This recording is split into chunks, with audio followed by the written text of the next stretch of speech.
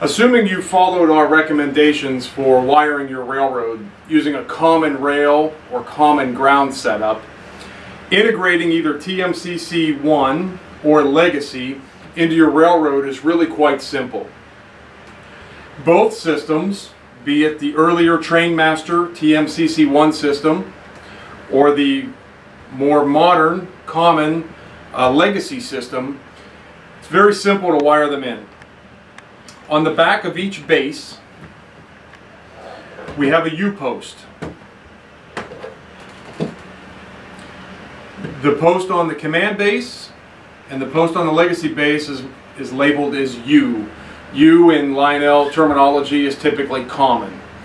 It's as easy as running one wire from the U-post to the outside rail of each track. Now, providing you have that common rail or common ground throughout your railroad, you connect a wire from here to the outside rail of the track. It then ultimately connects to every outside rail of the track, and you've got a command control signal everywhere you have track.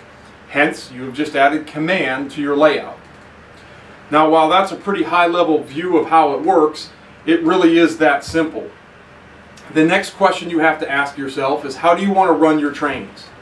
Do you want to operate conventional locomotives, that is, locomotives that are not equipped with command control electronics, as well as command controlled locomotives? Or do you want to operate only conventional locomotives? Or do you want to operate only command equipped locomotives? Well, if your choice is to run only conventional locomotives, that can be done. It can be done by putting in a command base and using a series of other products, which we'll explain in another video, that will control the track power conventionally. Or you can put all of your track voltage at 18 volts AC and operate all your locomotives with command control. The advantage to command control is that you actually control the trains and not the track. In a conventional environment, as you increase track voltage, the train runs faster. Decrease track voltage, train slows down. Press the direction button, power drops out, train changes directional state. With either Legacy or command control, the track voltage is always at 18 volts, regardless. And you use the remote to communicate with the train directly. So we can put up to as many as 99 locomotives on one track at one time and talk to each one individually. We can control features such as the sounds, horn, bell, tower comm, crew talk, squealing brakes, startup sounds, shutdown sounds. We can control the volume on the locomotive, turn the smoke unit on and off, make the whistle smoke on engines so equipped. We can fire the electrocouplers, which means we no longer need an electromagnet uncoupling track to uncouple our locomotives from our cars. We can control switches, accessories, blocks, so much more with command control than what we could do traditionally with conventional control. Putting command into your railroad really is pretty simplistic. Throughout the next series of videos, we will show you how to integrate your railroad with command control to control your switches, regardless of manufacturer, to control your accessories, to control your blocks, and much more. Earlier in this video series, we talked about how your layout dictates what you need. What I'd like to do is take a few minutes with our mock layout here and show you exactly what your layout, what exactly you would need for your railroad if you were to integrate command control into a layout such as this. So right now, size really isn't an issue. You know, we could say it's 16 by 8 feet for argument's sake. But what I'd like to do is identify what I have here on the railroad plan, and then let's walk through what would be required to operate this particular layout. So what we have is the red line represents one main line that runs around the perimeter of the layout. We have a passing siding down here on the bottom for the red line. The blue line represents a second main line that runs around the perimeter. Green is a third main line that runs on the innermost perimeter of the layout. I've color-coded these red, blue, and green to identify the different power districts, if you will. Meaning that we can put a train on the red line, let it run unattended, train on the blue line, allow it to run unattended, and a train on the green line and allow it to run unattended without the three trains colliding into one another or creating a derailment. The orange section here in the middle is more of a yard area. We have a lead track to a turntable with 3 sidings on it, another spur track off to the side with some switches, 2 sidings. We've color-coded this orange because this would be a 4th power district. Basically what you'd be able to do is operate, if you were operating conventionally, you would be able to operate a conventional locomotive on the red track, the blue track, the green track, and the orange track simultaneously. It's important to note that where we have changes in color, such as from the green track to the orange track, we would have the center rail gapped so that our power from the green track stopped at those gaps in the center rail, and this became our next power block, this whole area here in orange. We would also take and gap the center rail on our sidings so that we can turn our sidings on and off independently. This way, we park a locomotive on there, we can shut that siding off. If we park a locomotive on our lead track, we can shut that off, which means that we'd have to gap the rail here as well. So let's take a look at our switches and determine what we would need for switch control, assuming that all of the switches on this railroad are remote control. It makes no difference if they're fast track, Line L O or O27, Gargraves, MTH, Ross Custom switches, Atlas O, makes no difference. But we will assume that these are all remote switches. So let's get a count to determine what we need for controllers. For instance, on our passing siding here on the bottom, we have 2 switches where we enter the siding. It's highly unlikely that this switch will be thrown when this switch is not. So we can assume that these 2 switches will count for 1. So we'll number those number 1.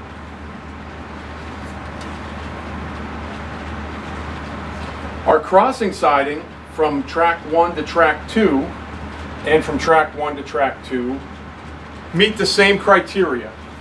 This switch will never be thrown when that switch is not. So this will become switch 2 and this will become switch 2. Same thing here. We have switch 3 and 3. Same thing again, 4 and 5. Another passing siding, so 6. Another crossover, this would be 7. This crossover here would be 8.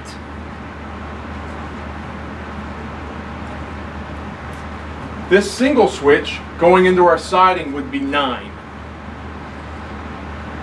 The switch into another siding would be 10. Into another siding would be 11. Into our staging track would be 12. Our Y coming out to both switches would be 13. This switch would be 14. And finally this switch would be 15. Now we've got one more switch left in the equation, and that would be the crossover switch that goes from track 3 through a diamond over to track 1. And that would ultimately be switch 16. Again, on switch 7, 16, 8, 2, 5, 4, 3, 1, and 6, the likeliness of us throwing this switch without throwing that switch is pretty slim. So we can run 2 switch machines off of 1 device, or 1 address for a device. So now we have to look back and say we have a total of 16 switches on our railroad. 16 switches. How do we control those? Well, if you're using slow motion switch machines like a Tortoise or a DZ1000, you're going to need to go with an ASC. Each ASC will control 4 switches. You have a total of 16. You're going to need 4 ASCs to control your switches wirelessly through the remote using Command or Legacy. If you are using Lionel Fast Track or Lionel O Gauge or O27, Atlas O switches, MTH Real Tracks or Scale Tracks, you can use an SC2 to control them. Each SC2 will control up to 6 switches. So in this arrangement, you would need 3 SC2s, all programmed to control 6 switches. You'll have the functionality to control 18 total, but you're only going to use 16 of the outputs. Let's move on. Let's talk about track 4, track 3, track 2, and track 1. Earlier on in the video presentation, we talked about having to make the decision between wanting to operate conventional and command engines simultaneously, or only operating command engines. So let's take a look at how we would best apply our products to running this railroad. Let's assume that we want to run simply command and command only. I would recommend using 4 powerhouse direct lock-ons. Direct lock-ons or powerhouse lock-ons, same difference. Using 4 of those in conjunction with 4 180 watt powerhouses.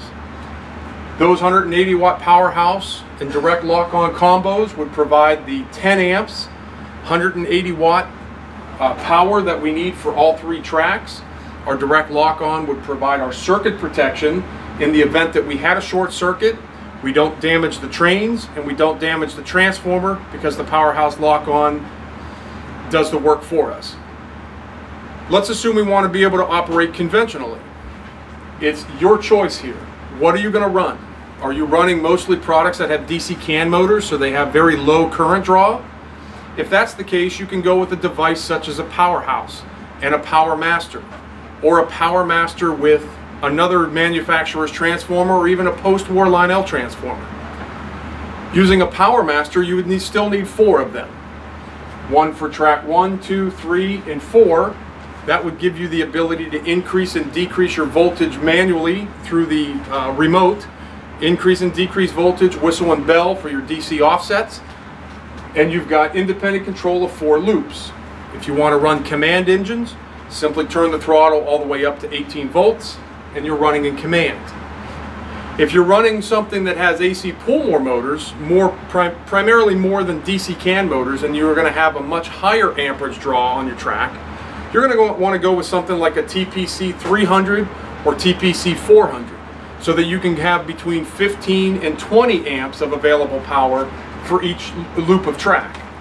Now, the likelihood of you running multiple engines on the gold track or the orange track here at any given time is pretty slim. So you can use a TPC 300 in conjunction with a 135 watt powerhouse.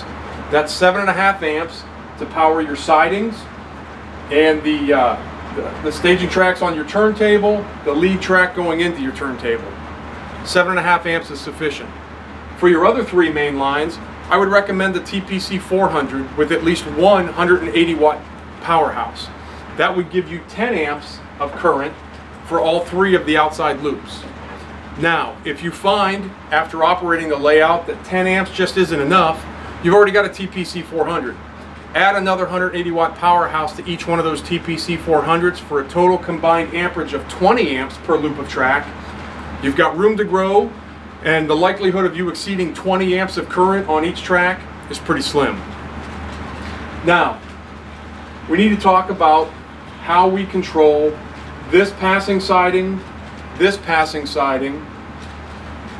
the lead track, and our 2 sidings in our yard. Again, we're going to use a power block, which means that we're going to gap the center rail so that we have an electrically isolated center rail here on the first siding, on the second siding. We may even want to do it here, so we have a 3rd siding that can be turned on and off. We're going to go ahead and label those A, B, and C. So we have A, B, C, D, E, and finally F. 1, 2, 3, 4, 5, 6. We're going to want to be able to turn off our locomotive tracks. So we'll go G, H, and I.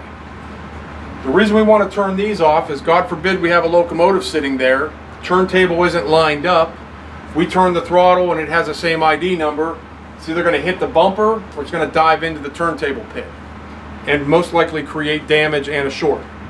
So we have a total of 1, 2, 3, 4, 5, 6, 7, 8, 9 sidings or tracks that we want to turn on and off. To do that, we can use an ASC, which is capable of turning on and off 8 sidings. We have a total of, what do we say, 9, 2, 4, 6, 8, 9 sidings. We can use 2 ASCs, or we could use 3 block power controllers to turn our sidings on and off. The choice is really yours. I would not recommend using an SC2 or an AMC or a accessory voltage controller for turning these sidings on and off. Bad suggestion. Stick with the ASC or stick with the block power controller. This way, using the handheld remote, you're able to turn each one of these sidings on and off. This way you put a command controlled passenger train into siding F and you want to shut the power down. You can address accessory or switch, or you would address accessory 7, aux 2, shut that power off. Now you don't have a passenger car train sitting there with incandescent lamps eating up available amperage. When you're ready to run that train, you put another train here in this block, shut it down. Again, you can block that. We can make that J. You can shut this block off or this block off. You're going to have 3 ASCs anyhow, 2 ASCs.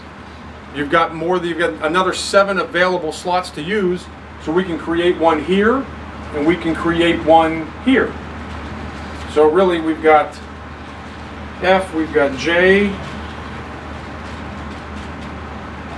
and K, no problem. This way we just gap our center rails on the red line. We're able to turn off all of the blocks through a cab 1 or legacy remote. We're able to turn all our sidings on and off. We're able to control our track, able to control all of our switches. Accessories such as crossbucks, or, well, let's talk about crossbucks. If we have some crossbucks on our railroad, say right over here, we've got a set of crossing crossbucks that flash when the train comes by. We go back to our video we did on using an insulated outside rail, and we electrically isolate our outside rail on all 3 main lines, tying that activation rail together to our accessories. We run our accessories on a fixed 14-volt supply. Whenever a train enters that insulated block area, our crossbucks turn on. Train leaves, crossbucks turn off. Same thing on our main lines for the use of a 153E, C, or IR. If you have a single or double signal bridge and you want to be able to control the red and green lamp, you would use either the 153E with the insulated rail, using the same methodology here where all 3 rails perhaps would be insulated depending upon what the signal is controlling, 1 track or multiple tracks. Or if the signal bridge is controlling only the red track, we can do an insulated outside rail here to trigger the 153E to turn our signal from green to red and back from red to green. Do the same with the blue track, the green track. If we have gate men, any animated accessory or trackside accessory, we've explained all this in a video. Insulated outside rail or 153C, E, or IR. Perfect device for controlling any of those devices on your main line. We also need to talk about accessory voltage here. We're going to have some type of accessories on this layout, be it crossbucks or signal bridges or gate men or animated accessories or street lamps, illuminated buildings, whatever. This is a pretty big layout, 8 by 16. The chances of us having a requirement of 8 to 10 to 15 amps to run this is pretty good. So for accessory voltage, you want to make sure that you run a fixed voltage, typically at about 14 volts. So you can choose a CW80 if you have those laying around, a PowerMax 40 watt, PowerMax 30 watt, any MW, KW, RW post-war transformers that you have, they're all perfect for accessory power supply. If you don't have any transformers laying around and you need to select something, we recommend the accessory voltage controller. Using the AVC in conjunction with 235 watt powerhouses will give you a combined total of 15 amps to run your accessories. 15 amps, more than enough at a fixed 14 volts to operate your cross bucks, your signal bridges, illuminated buildings, street lamps, whatever you have. So let's recap real quick. On a layout such as this, we're going to have a total of 3 SC2s if we're running twin coil switch machines, or 4 ASCs if we're running slow motion switch machines or DZ1000s. If we're using low current drawing locomotives, such as those with DC can motors, we're probably going to run PowerMaster in powerhouse combination, or PowerMaster in powerhouse combination, or PowerMaster in conventional transformers such as post-war ZW, Z4000, MRC dual power, whatever you have. But you want to make sure that you've got at least 7.5 to 10, all the way up to 20 amps available for your track power. If you're running AC motors, that you have a much larger amperage requirement or current requirement, TPC 300 or 400 in conjunction with 2 135s or 2 180 watt powerhouses. For our sidings, for all of our 1, 2, 3, 4, 5, 6, 7, 8, 9, 10, 11, our 11 sidings that we want to be able to turn on and off, or our power districts, power blocks we want to turn on and off, those 11, we can use 2 ASCs programmed to accessory, or we can run 4 block power controllers. Your choice. The accessory voltage controller in conjunction with 235 watt powerhouses can give us 15 amps of accessory power, more than enough. We've talked about how to trigger our single animation trackside accessories and our double animation trackside accessories, such as signal bridges with the 153 family of devices. The only thing we have left on this railroad to talk about is your turntable. And your turntable is really based on your preference. You can set this turntable up to run off command control using a command upgrade available from Electric Railroad Company, which will allow you to address this turntable as an engine and control it. You can use an accessory motor controller and address it as an accessory. You can use an accessory switch controller to address it as an accessory, to turn it on and off. Aside from that, your railroad's covered. You will need a TMCC 1 command base or a LEGACY number 990 command set. That's what's going to generate the command signal that's going to run all of these various devices, such as your ASC, your SC2, your block power controller, your accessory voltage controller, and ultimately run your command controlled locomotives. So that sums up how we would wire this railroad. If you have questions about how to wire your railroad, feel free to contact us at Lionel Customer Service at the number at the bottom of the screen. We'll be happy to assist in helping you make the right product selections for your specific needs. Thank you.